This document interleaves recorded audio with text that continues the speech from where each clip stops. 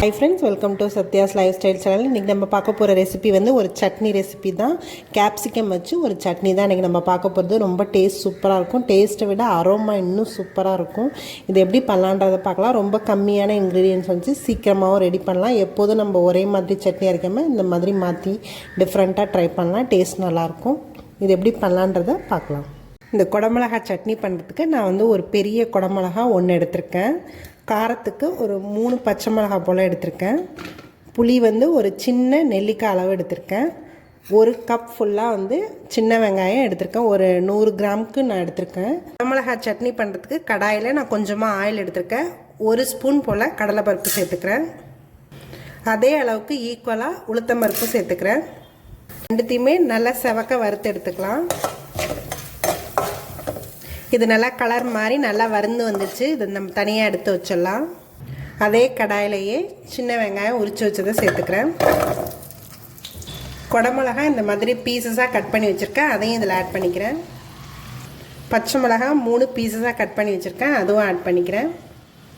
இது நல்லா நம்ம வதக்கி எடுத்துக்கலாம் இந்த குடமிளகாய் வந்து நல்லா வதங்கணும் அது வரைக்கும் நம்ம இதை வதக்கி எடுத்துக்கலாம் 2 கொத்து போல் கருவேப்பிலையும் இப்போ சேர்த்துக்கிறேன் குடமிளகா ஒரு ஹாஃப் வந்து வெந்திருக்கு இன்னும் ஒரு ஹாஃப் வேகணும் இப்போ வந்து இந்த புளி எடுத்து வச்சுருந்தோம் இல்லையா அதை வந்து இதில் ஆட் பண்ணிக்கிறேன் இதையும் சேர்த்து போட்டு நல்லா வதக்கி எடுத்துக்கலாம் எல்லாமே நல்லா வதங்கிடுச்சு நல்லா கேப்சிகம்லாம் நல்லா கலர் மாதிரி வந்துடுச்சு இப்போ வந்து ஒரு கைப்பிடி போல் கொத்தமல்லி சேர்த்துக்கிறேன் கொத்தமல்லி சேர்த்து நம்ம ஆஃப் பண்ணிடலாம் இந்த சூட்லேயே அப்படியே நல்லா வதக்கி விட்டால் போதும் இது நல்லா கூலாகட்டும் கூலானோன்னா நம்ம நல்லா மிக்சியில் வச்சு அரைச்சி எடுத்துக்கலாம் இந்த சட்னிக்கு வதக்கி வச்சதோட இந்த பருப்பு வறுத்ததையும் சேர்த்து போட்டு நல்லா ஃபைன் பேஸ்ட்டாக அரைச்சி எடுத்துக்கலாம் இந்த சட்னிக்கு தேவையான அளவு உப்பு சேர்த்துக்கிறேன்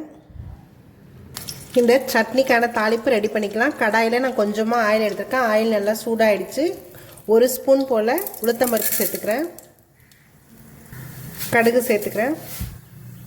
கொஞ்சமாக பெருங்காயத்தூள் சேர்த்துக்கிறேன் கருவேப்பிலையும் சேர்த்துக்கிறேன் இந்த தாளிப்பை இந்த சட்னியில் சேர்த்துக்கலாம்